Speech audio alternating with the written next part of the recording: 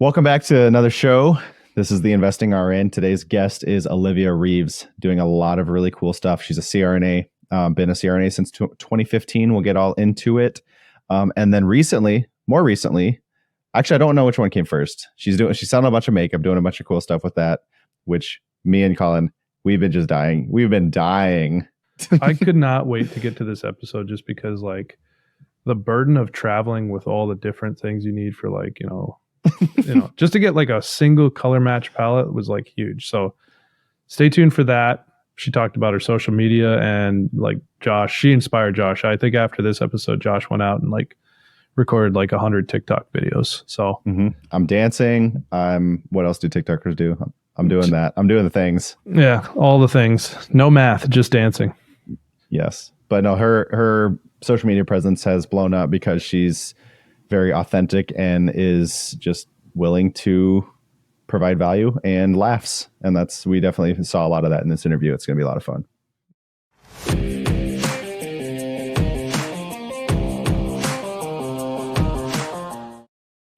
All right. Olivia Reeves, right? Is that how you say it? Yeah.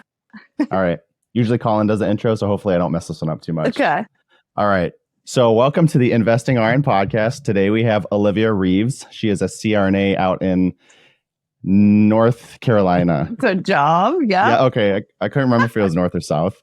Anyway, so yeah, I've been following her for a while. I see her doing all sorts of stuff, whether it's makeup, just social media, influencing, a whole bunch of stuff. And I'll be completely transparent.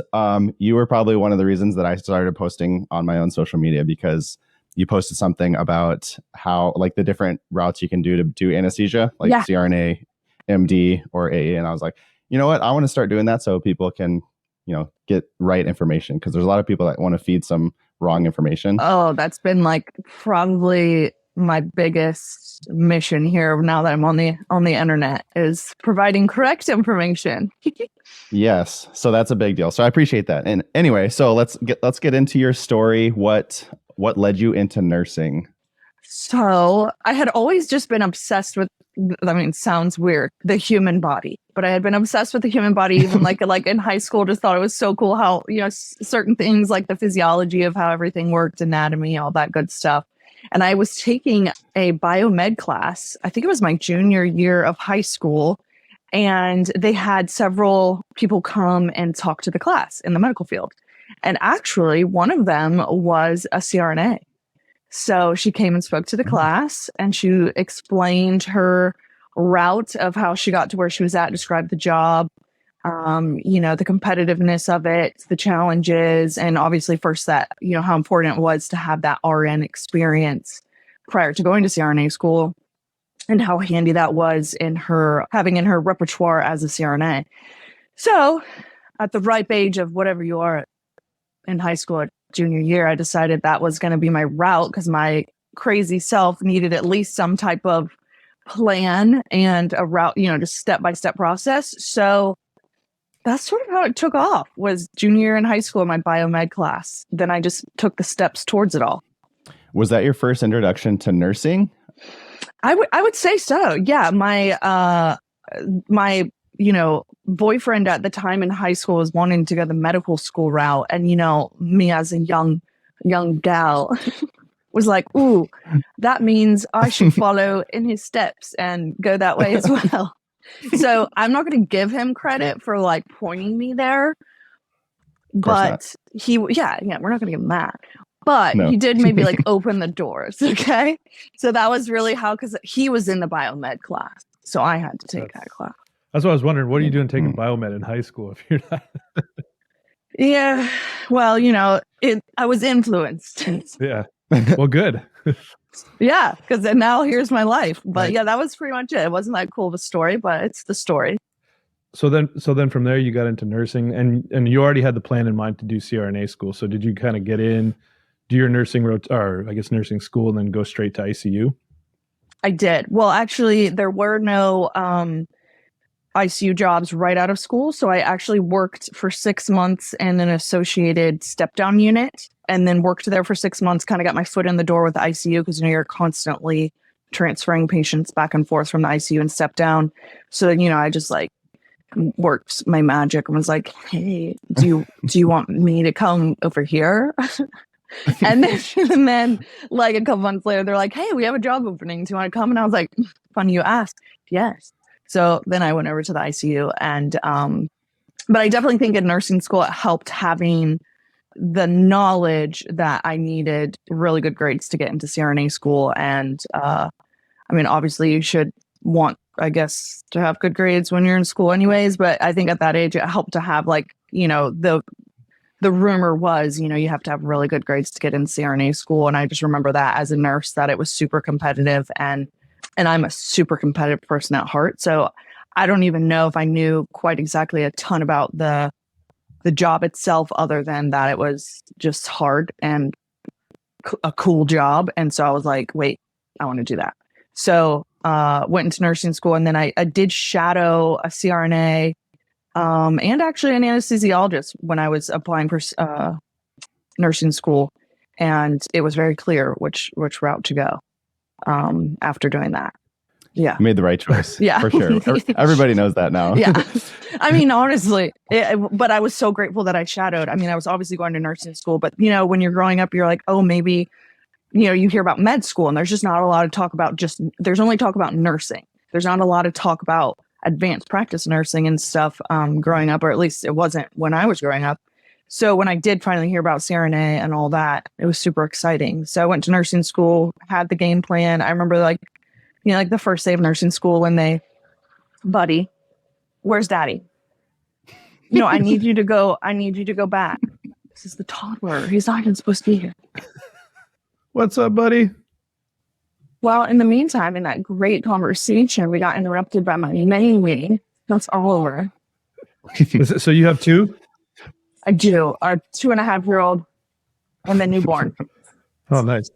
Yeah, you're like, cool story. Don't care. No, I got a 2.5-year-old that's equally troublesome. Yes. She's she's cool, great. But Yeah. yeah, it's like they're so cool. But then there's these moments where you're like, just wanted an hour, you know? I love you. You'll be all right. Our editor's definitely not having kids after this. Yeah. He's Good birth control. done with that. So, okay, I'm going to start again. Okay. All right. Okay. So yeah, I remember the first day of nursing school, and they went around the room and asked what everyone wanted to do with their Sure. career, their nursing career.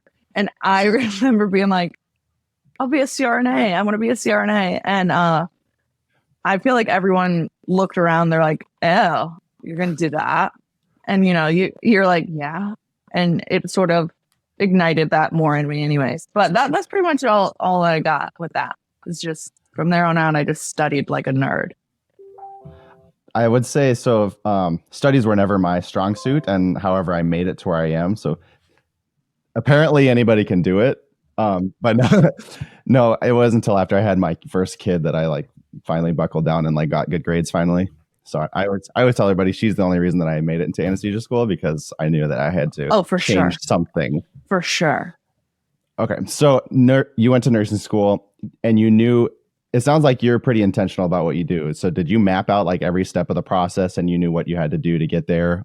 Or was it kind of just one step at a time? Sort of one step at a time. I mean, I didn't look at it bigger than just like, okay, I knew I was going to graduate with decent grades in nursing school, and then I was going to work in the ICU. That was about all that. Like, I didn't have a school picked out or anything like that.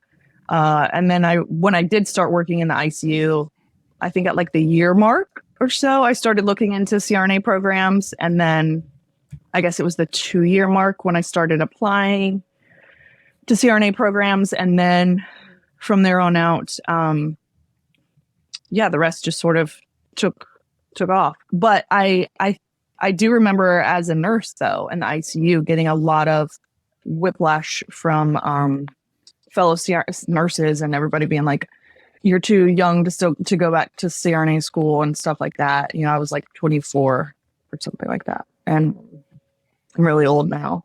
So, So we're about to figure out how old you are. How long have you been a CRNA? I graduated in 2015.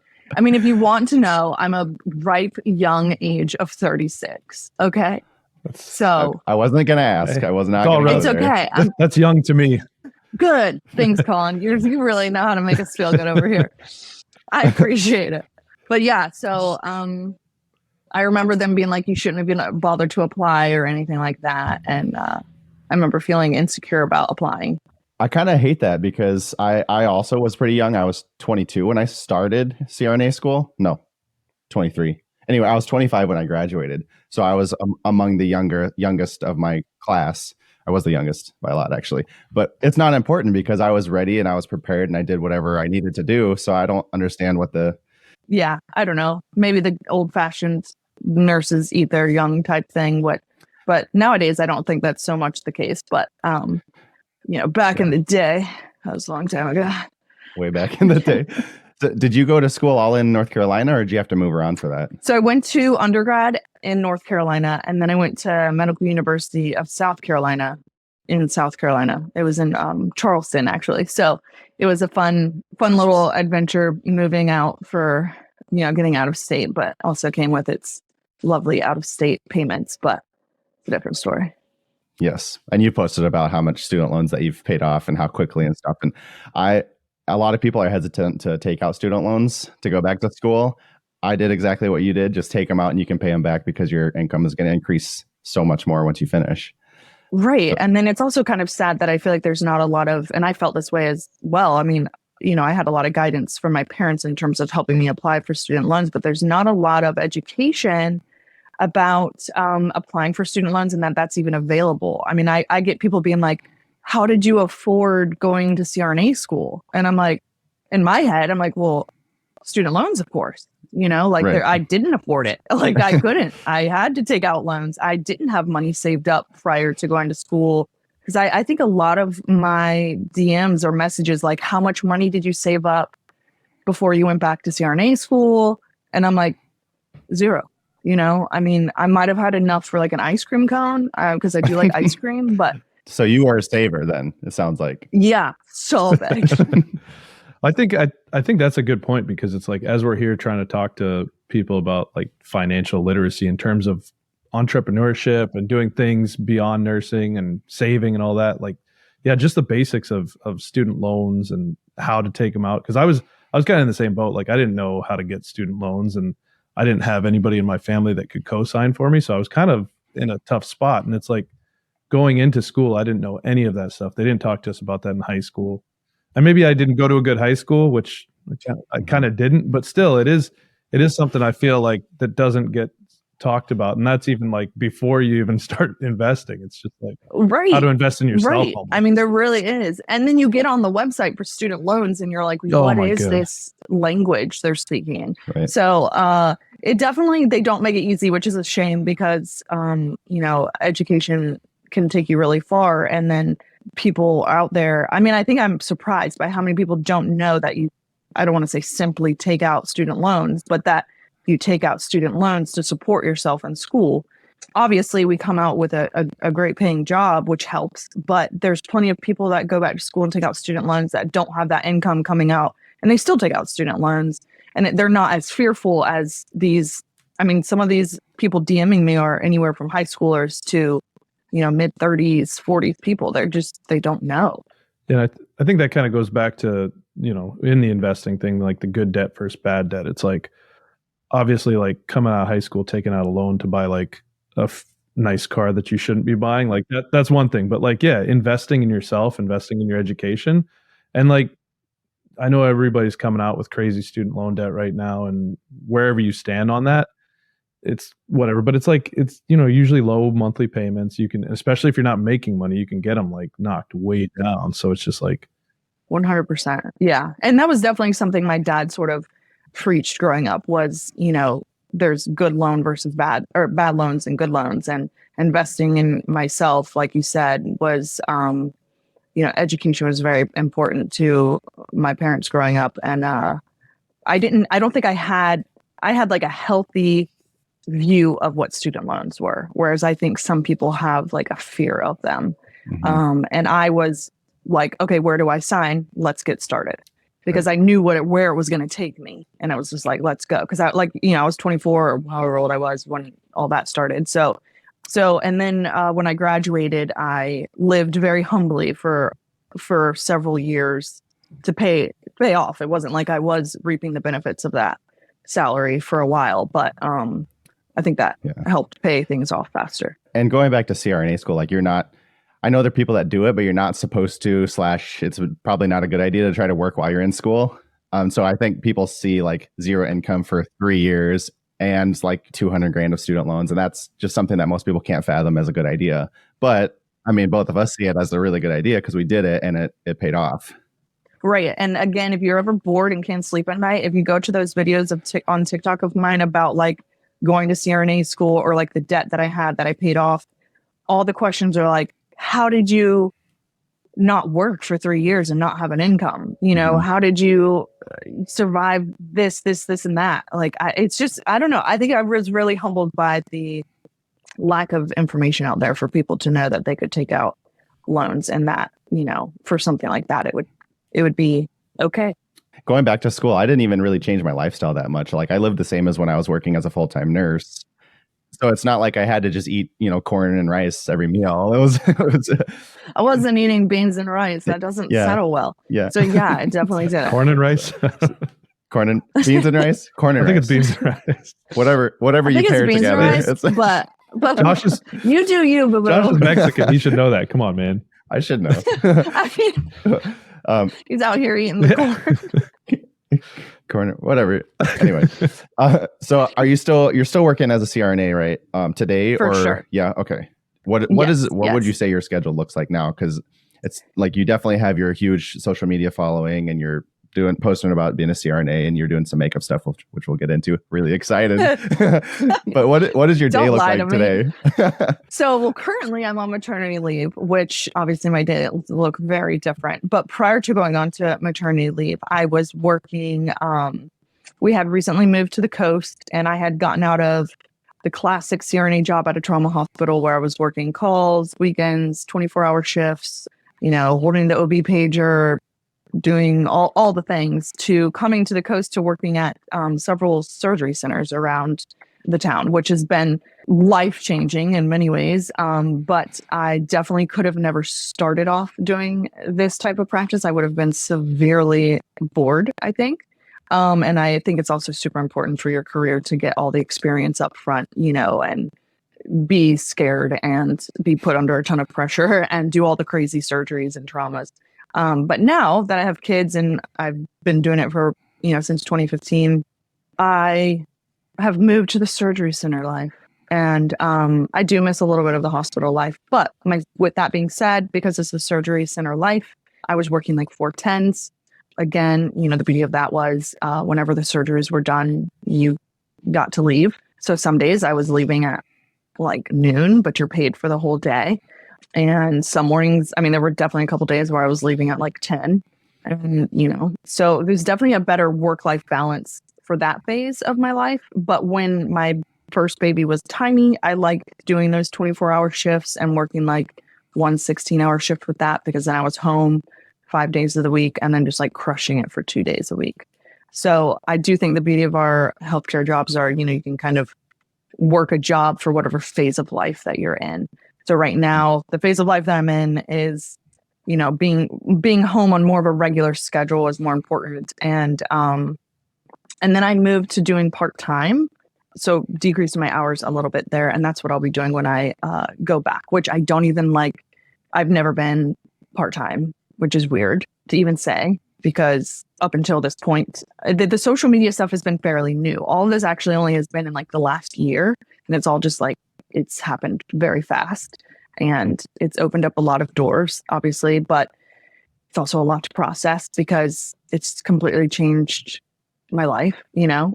Yeah. So now I'll be going back working a little bit less CRNA stuff, but in my mind, I'm not, because it's like I'm first and foremost a CRNA, because that's where my heart's at for sure, because it took so long to get there. But I am grateful to have a little bit more time to be with my boys at home and doing social media stuff. Nice. So you said the social media changed your life, and it's only been the last year. Can you talk about that a little bit? Because I've come to that realization recently, and I'm still like a little baby in the social media game. But yeah, talk about like what doors it's opened for you, because I assume like once you get a certain amount of following, it doesn't really matter what you do. Whatever you choose to do, it's probably going to be pretty good. Yeah. And, you know, it's interesting too, because I always sort of wondered what the social media world was like. And, you know, I would definitely feel, you know, some of the stuff, tell you more off the record stuff later. Sounds good. But, you know, the more I started pretty much on TikTok, and that's how it started. I was talking anesthesia, and it was just mind blowing to the world. And I mean, here I am talking to two men. You're fantastic. But I was a female pumping at work on call, like in the call room, and talking about anesthesia. And the entire world was just blown away that I was a working mom pumping and had a prestigious job.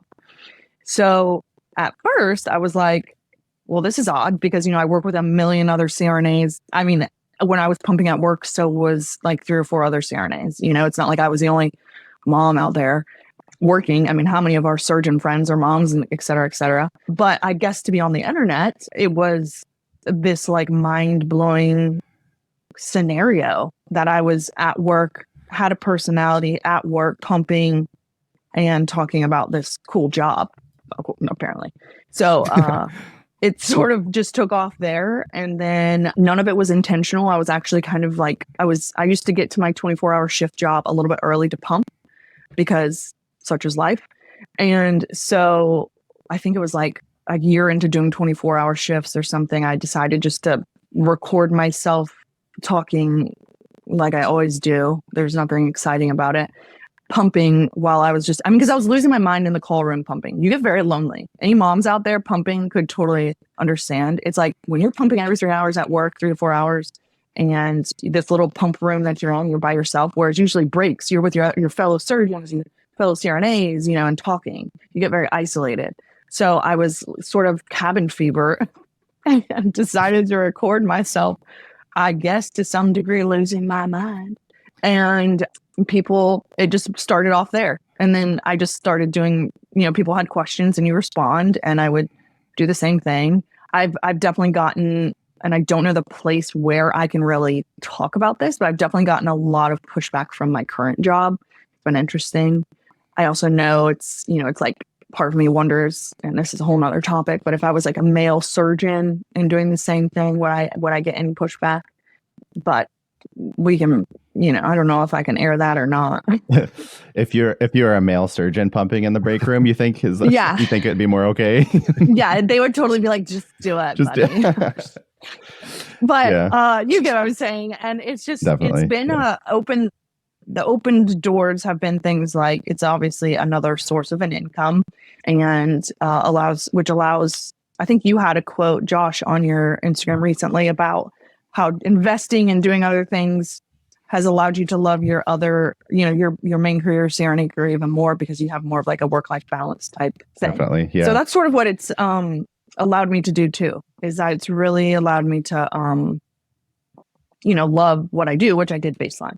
Right. Yeah, I don't know. The internet world, it opens up doors. People ask you to do brand deals. People ask you to like, I mean, it's crazy. It's probably on the daily. I mean, there's probably from TikTok, probably like hundreds of people requests daily of like, hey, if you post like a 30-second video, we'll pay you X amount of dollars. I don't do that. You don't see my videos doing that because I don't want to become, you know, that. But you can see what other creators, you know, are. It's hard to know what to trust out there, really, because you're like, does this creator really like this product, or are they being, you know, handed money to say they like it? Right. Yeah. And I mean, you don't have to say no to all of them, just as long as it's something that, and that's kind of like with us, like obviously we're still babies, so we're not doing any of that. But like at some point, if it's something I'm already using, then sure, of course I would do that. Exactly. And so, and I have like a really cool brand deal coming up with a scrub company that I love, that like, you know, organically, I just love their scrubs. It's not like, hey, please do this. And then, you know, the other brand deals that I've done have been stupid things like you guys don't care about, but like dry shampoo. I use the brand. That was like what I did. Yeah. Shut up. We were camping recently and it was like, oh man, lifesaver. You're like, thank God I brought my dry shampoo. Yeah. I know. You I actually only know that because my wife she was actually using it while we were camping. I was like, I just hear like, You're like, what are you is that?" doing out there? She's like, I'm shampooing my hair. I was like, Although, Dude, I love her that she brought that camping. yeah, oh yeah. although Colin has really short hair right now, but probably half of the time that I've known him, it's been down to his shoulders. Like he really Stop. pulls off the long hair. So dry shampoo, maybe that's up his alley. You definitely aren't lying. You know what dry shampoo is all about. Well, I just want you to know that Batiste is what I use if you're ever Let me write looking. that. Batiste. This is not a sponsored deal, but yeah, I'm no longer with them. I have like some stuff. It's called like Surfer Girl curls. I'll be honest. Yeah, it's amazing. Look at you. Yeah. Oh, it's Yeah. good. I mean, I could see that you probably have good hair. Yeah. Okay. I used to, and then Josh made me cut it for the podcast. So it's Dang. He's not lying. Josh. He's not lying. If you go back to our first episode, his hair is long, and you'll realize. Oh, I'm gonna have to check it out. You'll know why I made him cut it. Okay. you only have to watch for about 7 minutes, and that's something that our editors will get. But you'll see. Like I think it's the first episode. I look like a deer in the headlights. For the first like 5 or 6 episodes, I look like a deer in the headlights, and I had long hair in the first one, and then I think I had a man bun in one. It was not good. He was a man mess, bun. is what he's trying to say. Yeah. I'm trying to get. Did you always my have life like a together. hair elastic? Yeah. Did you put a yeah. hair elastic on your Yeah. wrist? It was like always there. And I didn't have like a cool camel Scrunchy. one or anything. Yeah. Yeah, no, dang. It's like hot pink. Yeah. It's okay. Yeah. Well, you mentioned.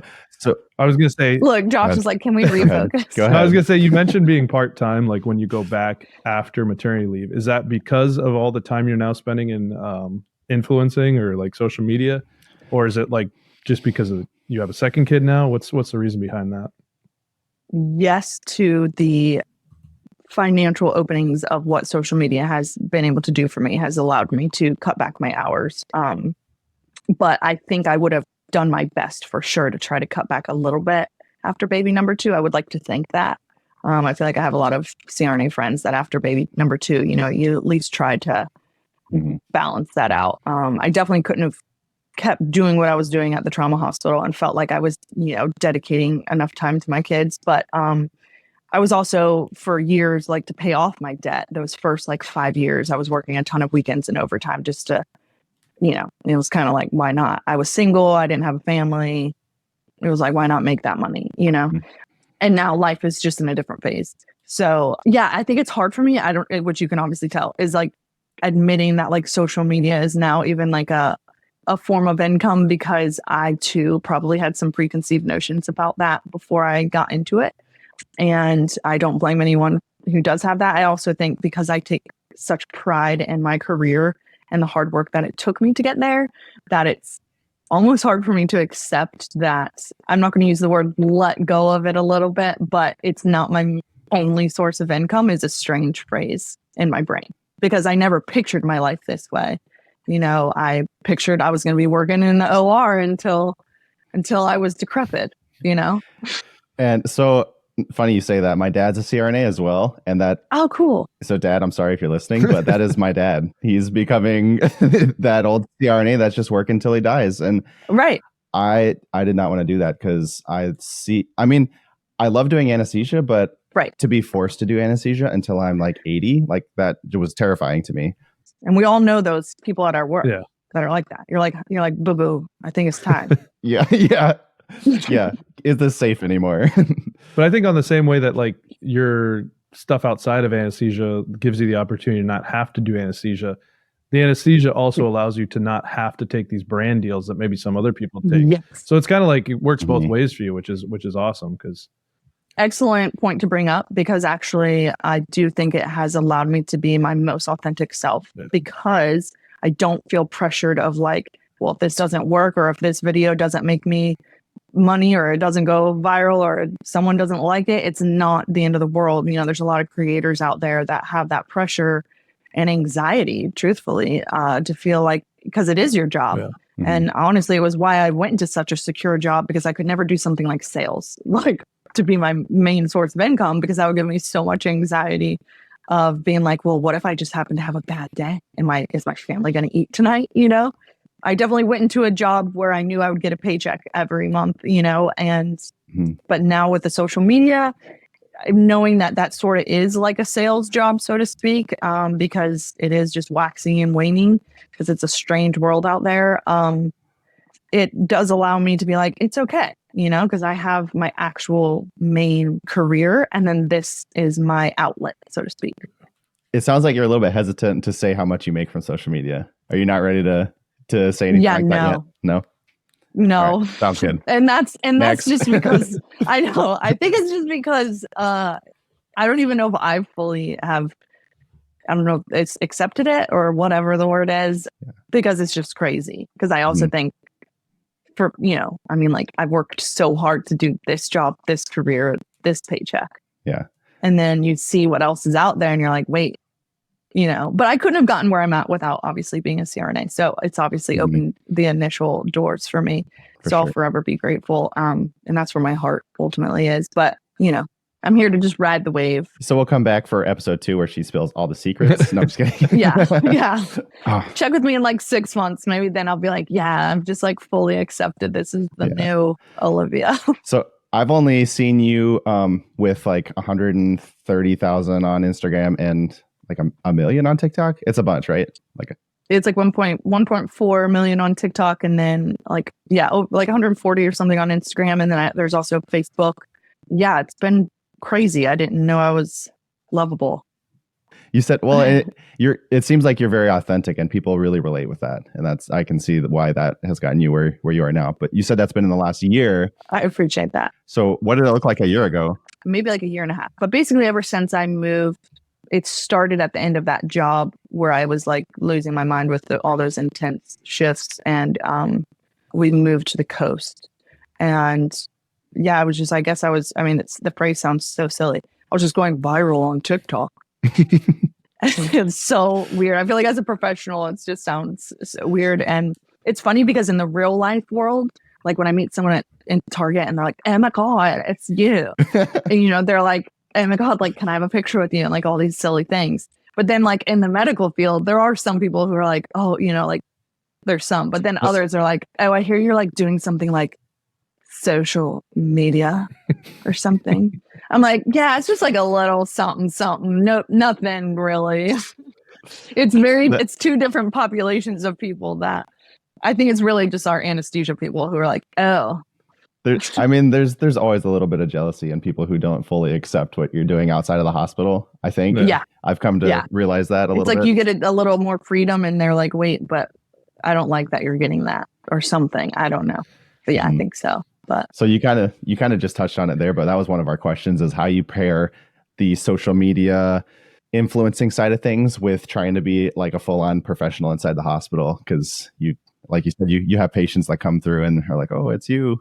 Yes. And that has been very strange. And then I'm sure they hesitate because they see you as influencer, icon, whatever you want to call it. They see you as somebody that, other than a professional, where you need to ask them like very detailed and intimate questions. And I'm sure that they hesitate to tell those to you. Yes. I think really when I step in and, go to pre-op a patient or something and get consent and they recognize me, there is a professional vibe that I do give off. And, you know how it is when you step up to a patient and you can kind of get their own vibe, and you can feel if they're really, really nervous or if they're kind of relaxed and excited or, whatever. You can kind of veer your own energy to match that. So depending on the situation, and I think I've done maybe a video or two on it, like, if this is a serious life or death scenario type thing that I'm walking up to and the patient recognizes me or the family member recognizes me, there is no recognizing it from me. I'm still the professional Olivia, and, I will very nicely say, I hope you're doing well or something like that. But then I am right back to being the professional Olivia, which is the version of myself that got to me to where I'm at today. But I always have had this very creative side of myself that has always felt like it, was a giant void that never got fulfilled. And so I feel like social media fills that for me, but it's not to say that I don't have that professional side of me that also craves attention. So it's almost like I have a split personality. And it's like, there's like the fun Olivia and then there's professional Olivia. And I have had some sadness in my heart of like, wow, I wonder if I'm viewed differently. I went from being that CRNA that, you know, surgeons are requesting in the room. And apparently when I started this new job, there was like one surgeon or something that was like, you know, I don't know if I want her in my room, you know, because I'm on social media, not because of my personality on social media, just because I'm on social media. And obviously that was fought back and they couldn't do that. And HR stood up for me and blah, blah, blah. But that makes me sad because I'm a damn good CRNA. Like, you know, I mean, it hurts my heart that there was any part of that took that respect away. Right. I mean, anything that, like, we work so hard to get where we are now, and it doesn't matter what it is, anything that'll take away the respect that we feel like we have earned, it hurts for sure. Right. And I mean, that has been very far and in between, which I think, like, there was actually a comment the other day that was like, how do you feel about being, you know, silly and goofy and let loose on the internet and then being professional at work? And I guess it's sad to me that there's this misconception too, that you can't have two separate versions of yourself. You know, I'm like, well, why is it that I can't be this fun, goofy person outside of work, but then save the shit out of your life when I'm at work? What is to say I can't do both? And why is that even a question?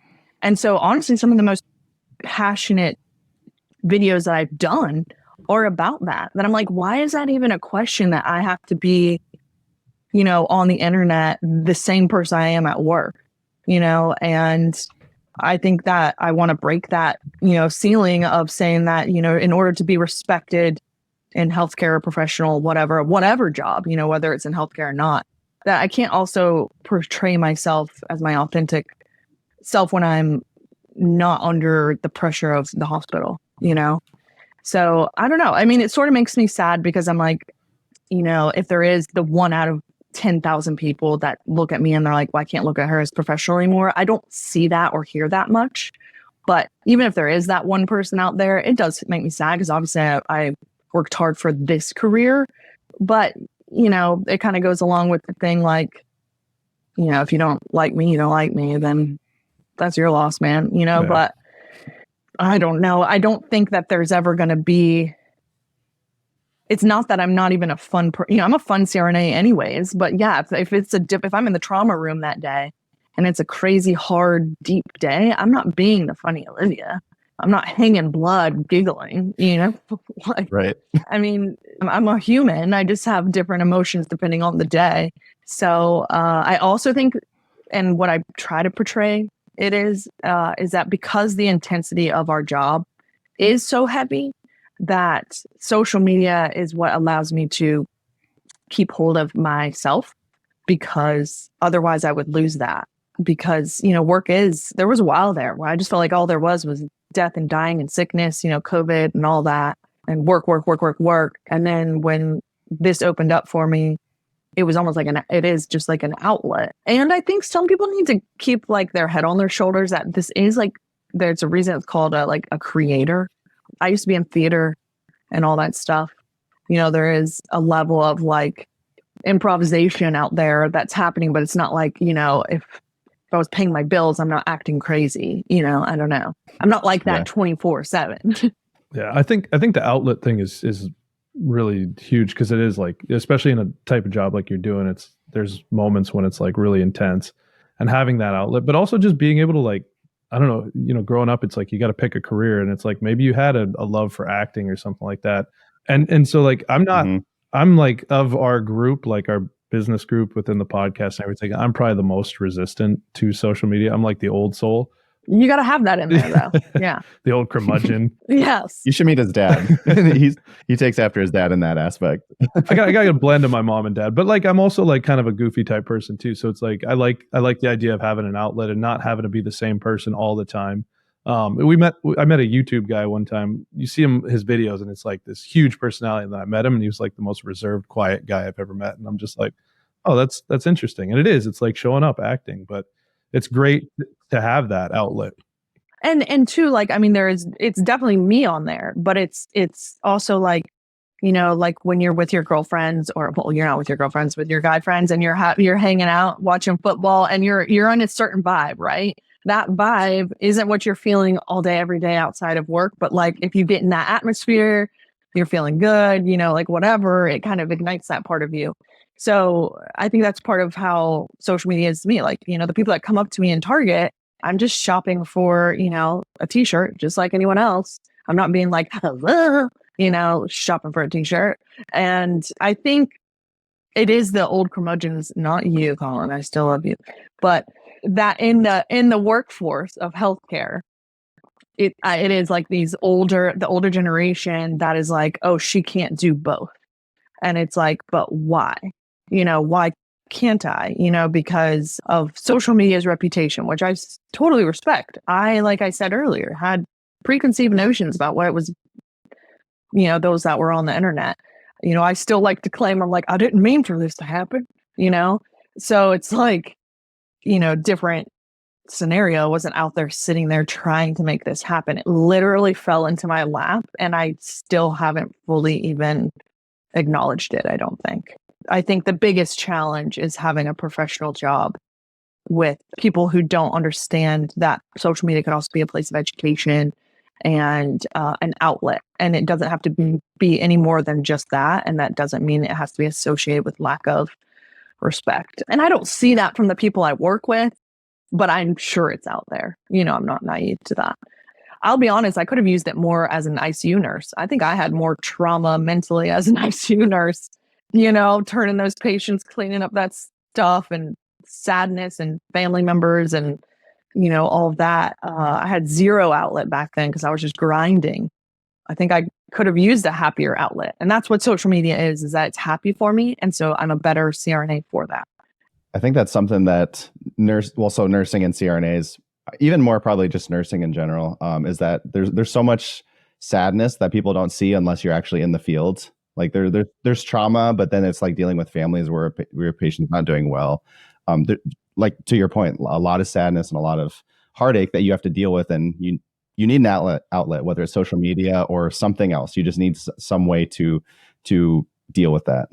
Right, and I think I mean I get messages from little baby nurses all the time being like, I had a message yesterday. It was like, how did you deal with the PTSD anxiety of going back to work every day as an ICU nurse? And I was like, bless, like that's what you're even messaging me about, number one. You're like, but it took me back. You're like 20 years old putting body tags on people and supposed to then go hang out with your friends on a Friday night, and it's like, your day was very different than your coworker or your friend that was, at a desk job. So I think outlets are important in healthcare in general. And it's sort of sad that it's actually the healthcare people that probably least support me. But I don't want to say no one's not supporting me. I don't know of anyone who's not supporting me. But I'm not ignorant to the fact that I'm sure there are, not everyone's going to love you, and that's just life. Yeah. Well, and if you're using this as an outlet that's lifting other nurses up, like I've seen some other outlets nurses use, like going out for drinks after work. Right. Yeah. I'm like, I could be doing drugs or something, and I'm literally making videos on the internet. Like I could be a lot worse. What so you mentioned having 1.4 million on, or whatever the numbers were, like YouTube versus or TikTok versus Instagram. Mm-hmm. What do you think? And this is more a question for Josh as he's trying to strategize his social media plan. Yeah, I'm here for you. But like, what is it about TikTok that is like so much more? I don't want to say successful, but you just have a bigger following there. No, that's a fair question. I definitely was putting majority of my energy into TikTok in the beginning. You also have to learn the audience of each platform. If they're all very different and all want different things. If you were to psychoanalyze my content, the content that I put out on Instagram is different than the content that I put out on TikTok, which is slightly different than the content I put out on Facebook. Each audience has like a different feel. Like my Facebook crowd is much. Josh is taking notes. Where's my notebook? Because I'm just cycling. Like I'm putting the same thing on everything. So clearly that's why it's not working. Clearly, I'm just kidding. No, you're doing great. But no, I think you just have to learn your audience. And I feel like I also learned that I don't want to say I've never been part of an entertainment industry, but like growing up, like in the theater world a little bit, thanks. It's like you have to learn your audience and then cater to that and give them, the classic saying, like, give the people what they want, right? So it's like if you have a certain response to a video on one platform, you're like, okay, this crowd likes this.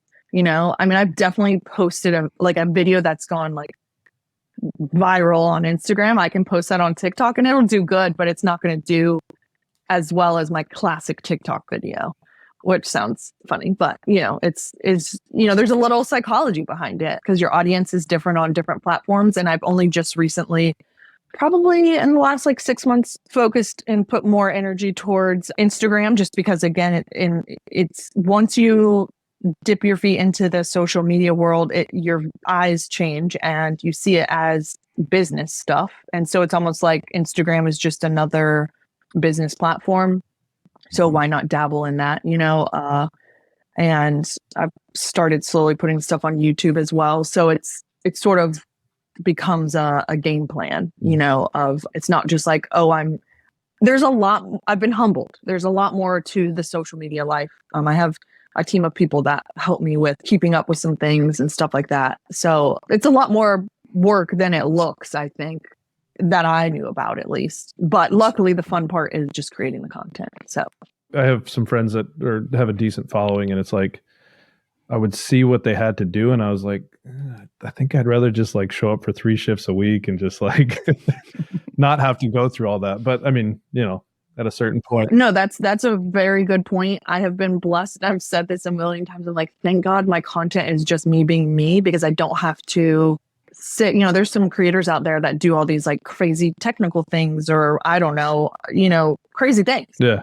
That require a lot of effort. I literally just hit start and just start talking and being myself. And obviously I'm very grateful for that, because again, I don't think I could have continued all of it if it didn't just mean I got to just be myself.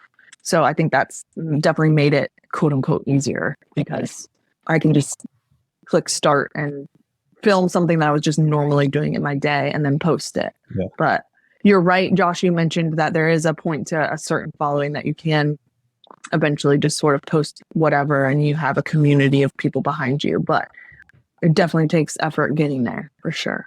So we haven't even gotten into your makeup stuff. So let's dive into that. You do not have to talk about that. So this is for the people that can't become a CRNA, can't make as an entertainer, Right. go into makeup. Yes. Tell us about it. So the makeup life. Well, what do you want to know? How it started? It was, Yeah. What came first, social media or makeup? I just was using this makeup. Like this was just like the makeup that I use. I think a lot of it had to do with the fact that I would show myself authentically on the internet looking like my normal self without makeup on. And then I would put makeup on and people were like, wow, she suddenly doesn't look so scary. And it caught the internet's attention. So I think the key is to baseline look, not good without makeup. I'm not one of those women. Like I don't look good without makeup, and that's just worked to my advantage, I guess, which is sad, but great. And so I just use the makeup, and then I would use it at work, and where all these, women are living the same life as I was, which is just like fast paced. You don't want to look like shit, but like you don't want to look like poop, but you don't want to put the effort in. That one was for your editor. Yeah. Thanks, Antoine. You censor it after you've said it. And so it's like, I like looking nice, but I just don't want to put the time and effort into it. And so that's what this makeup offered me, was like a quick answer. And so I just think that a lot of other women in the healthcare field of these early mornings, quick mornings, similar lifestyles were like, yo, what is that black magic? And I was just like, it's this. And it's changed my life. And they're like, oh, I want to be changed too. So that's sort of just how it took off. I just truly love the makeup, and it was what I used organically, like for a couple years. And then to get the discount, I was like, I'll just sign up to get a discount on it and sell it to, like, not sell it to my friends, but give my close friends the discount as well. And then people just all around me were like, what is that you're using? And you guys can't really understand, but it's an all-in-one palette. Okay. Actually, maybe you could. Do you have wives? I know, Josh, you have wives. Colin, I don't know if you're married. I can't remember what you said. I'm married to Josh's sister. He's married to my sister. Yeah. That's so cute. Look at this little family circle. Adorable. Yeah. if you look at your wife's like bathroom counters after they do their makeup, like if you take her on a date night and you then look at her bathroom counter before you go out to dinner, there'd be like tons of bottles of makeup and brushes and all these things. And it's like, literally, I can do all that now with just this instead of all the things. Look at Josh's face. I am sold. So where do I go to get that? Every time we have guests and my wife and I have to share a bathroom and she brings like her gear, I'm always just like, oh my, can you put this somewhere else? Exactly. So if she just brought that, I would be okay with her sharing. Right. More and often, for traveling too and stuff like that, like it just like this and this just fit in my purse, and I did all this with this. Do you think I could say this anymore? I don't know. Whoever's listening needs to go to YouTube so they can see what she's pointing at, this and this and this. the brush and the palette. That's it. We could stop having to check bags every time we travel. This would be amazing. That's why, literally why I switched was it just made my life completely easier. I'm already sold, so I'm going to be getting that. I was going to say we might have to have you like do a tutorial with our wives. Or something like that. I'm down. Let me just like have a FaceTime call with them. We'd probably be able to go viral with that. Yeah, sounds good. Let's do it. And me. Because if you could, I'm just kidding. Just Josh like in the corner. All right. So we do have a few final questions that we wrap up with that we ask everybody. So what would be a top we call it the final four. Sorry, I almost missed that part. Laugh. What is a top financial resource for nurses that you have found? Or not?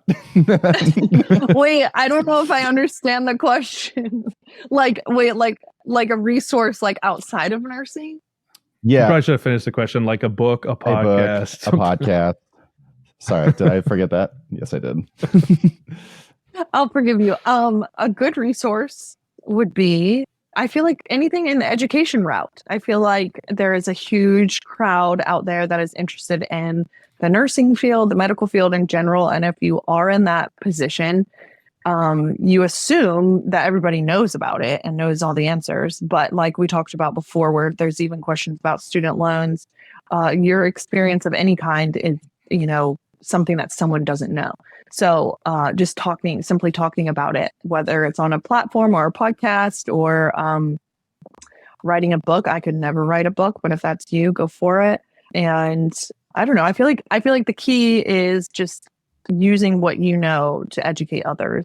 Even if nothing really truly comes out of it, it's still you gaining, the knowledge of knowing that you probably changed someone's life. And I feel like that's also what energizes me with my platforms, is the really sweet and genuine feedback that I get from all my followers, is that they're like, every day someone's like, you've motivated me to go back to CRNA school, or you've motivated me, now I want to become a CRNA.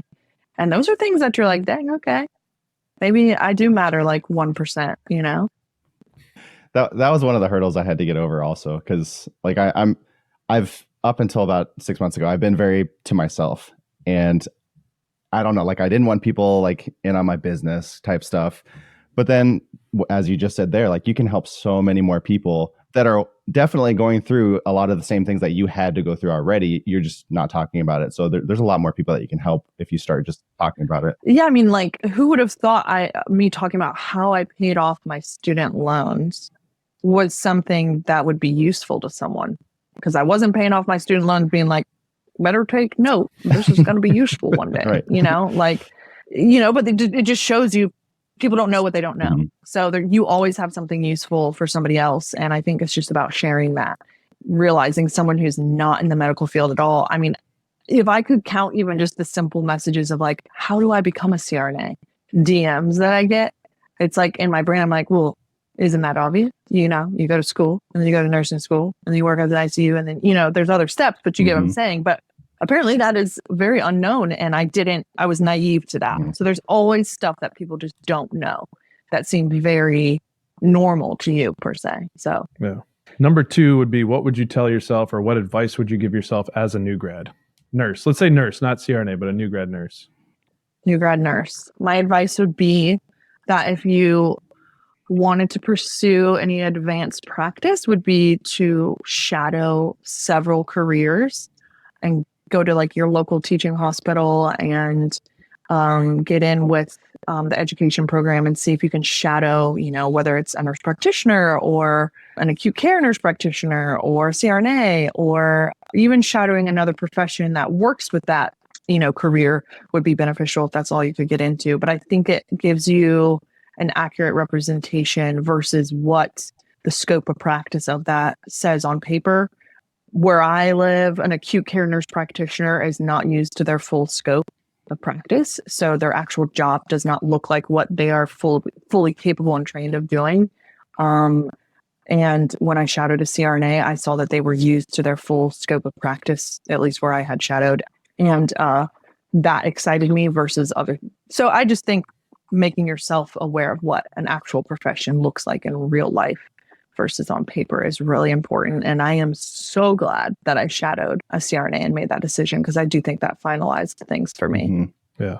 And how did you know that CRNAs were used to their full potential? Because there's a lot of, especially the bigger hospitals, where CRNAs are kind of, I don't want to say handcuffed, but they're not able to do everything that they're trained to do. So how did you know that they were being used fully?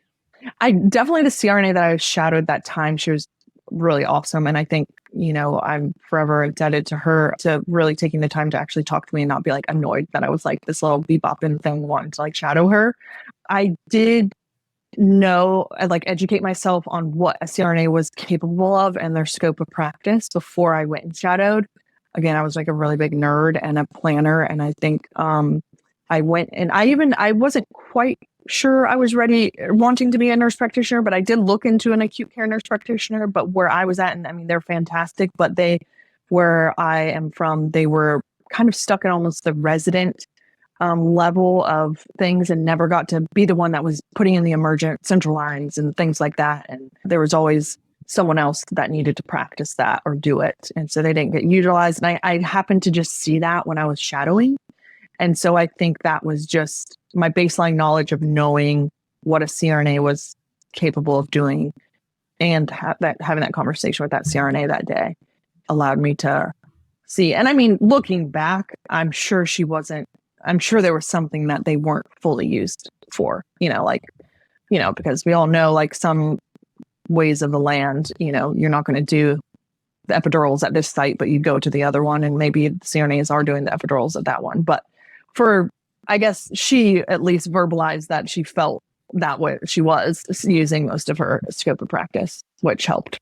All right. Number 3 is, what is a big goal that you have for the next 12 months? I think my goal has been and will continue to be, because all this is fairly new in the grand scheme of things, to continue to educate about our profession, whether it's, from just the RN standpoint to CRNAs, and correctly spreading information out there and supporting I don't know the word, but the people that want to pursue this profession. Like, I want to be able to support them better. I want to figure out some way, whether that's a podcast myself with like call-ins or something, but some way to better answer and streamline CRNA questions, because social media is pretty crazy, and there's so many DMs coming from different directions. But I don't know, continue to help mainstream a way to support those that want to become a CRNA, and continue to motivate people out there. That's probably been the biggest impact on me, is that I've been someone that has even motivated one person is really heartwarming. It's a rare feeling to feel. So if I can continue doing that, I'd say it's a win. Yeah. Last question before our bonus question. We're gonna have to change this. We keep asking a bonus question, so it's the final 5, really. But I like it. So if you were to tell people to do one thing right now, what would you tell them to do? Something that maybe might change their financial outlook going forward. Don't go to Starbucks. Just kidding. Don't spend your money on, the first few years right out of your career. We had sort of touched on this before a little bit. Like, don't buy the fancy car. Don't buy the big house. Live humbly for a while, pay off the not good debt, like we talked about, and really focus on, getting rid of credit card debt and things like that. But then education debt is a little bit different, and you can take your time paying that off if you need to. But, and you guys have some great information out there about being smart with your money. But there's just so many friends of mine that graduated as a CRNA, and then, they're like, bought this car, bought this house, and then now they're like, I've still got student loans and they've been out for 10 years or so and they're hurting. And so I think my biggest thing would just be like, be smart with your money. As soon as you see those paychecks coming in, still just hold tight. It was hard because I was single. I didn't have kids. I didn't have, and to see that money coming in from being broke was, it's crazy, and you want to go do all the crazy fun things, but having a little self-control so you can benefit from it years later. Yeah. And I even had some classmates while still in school. They bought the nice car. They bought the Beamer or the Audi or whatever. And I'm not one. I mean, I like to splurge. I'll be completely honest. Colin makes fun of me all the time. I'm waiting for him to say something about being frugal. You're going to call him out. For my first 2 years after I finished CRNA school, I still had about 2 years where I didn't really spend money. Like we bought a nice van for my wife because we had some kids and we needed it. But we really didn't start splurging to a different level until it had been a couple of years. Right. I mean, I was still driving the car that I drove. It was my good old black Mustang. Okay. She was a beauty. And I got her right after nursing school and drove that car from I mean, it was like 10 plus years and it never had any issues. And I only recently, in the last maybe year and a half, got a new car. So maybe I took it a little too far. Shut up, okay? But no, that's great. That's but good I didn't have a car. I didn't have a car payment. No, it wasn't a convertible. But I didn't have a car payment for years and years and years and years and years. And I think that really helped. Especially when I was younger and not having those silly payments. So were you driving that Mustang to Starbucks? Yes, or were you... 100%. All right. So it sounds like you're pretty savvy with your money, but we always ask everybody, what's the biggest financial mistake that you've made and what did you learn from it? So if you have something that you can remember. I don't know if this is beneficial to your podcast, so we can try the answer again if this answer isn't good. But when I was in CRNA school, I took out extra loans to support the man that I was with at the time who wasn't really going anywhere in life. That obviously took some extra time to pay off because it was added money, to support two people as opposed to if I was just paying for myself. But that I remember feeling a little, just a little bitter about for sure that because we didn't continue on. So I don't know, but that was probably the biggest, I mean, that's a hefty amount of money for 3 or 4 years paying for someone else and then they going nowhere. But was that Biomed boyfriend? No, Biomed boyfriend left me long before. Okay. What a fool. These guys are all fools. All fools. Yeah. Each of those guys led you to Austin. So it worked out. Right. Austin got it right. That was right. Yeah. Finally. Yeah. Only took a lot. No, I'm just kidding. Special shout out to Austin for making this episode possible. Dude, thank you. yes. I'll probably be told later. He's like, that better have been really entertaining. Or else. He's going to have to watch us. Watch it and then let us know. Yeah. I'll make him. Yeah. Was that a good answer? Was that a good answer? That was a great answer. Should we do We'll take it. something else? Okay. No, I think that's great. Authentic self. If we haven't learned anything yet, it's authentic self. Okay. Yeah. Yeah. Well, and that's a big thing too, because the loan was in your name. So as soon as he was out, it was just like he was like, "There's right. Yeah. That was the money. Yeah, and having to tell my dad that hey, I signed some extra money because I needed to support both of us. And he's like, how much money do you have to pay off? He's like, well, that's strange. It shouldn't be that much. I was like, well, sadly it is. But it's fine. I'm sure he wasn't a fan before and probably definitely not after. So that worked out. But yeah, so where can people find you if they want to connect and see everything that you're doing? Well, they can find me on Instagram. Stop making me laugh. Instagram or TikTok at the_.ocrew or ocrew.o.crew. We'll put it in the show notes. Wait, just type in Ocrew. Just type in the Ocrew and hopefully you find me. But yeah, I hope to be spreading more good information about the CRNA world and stuff like that too. And yeah, we'll see what happens in the next couple of years. Well, thanks for coming on. Thanks, guys. Yep.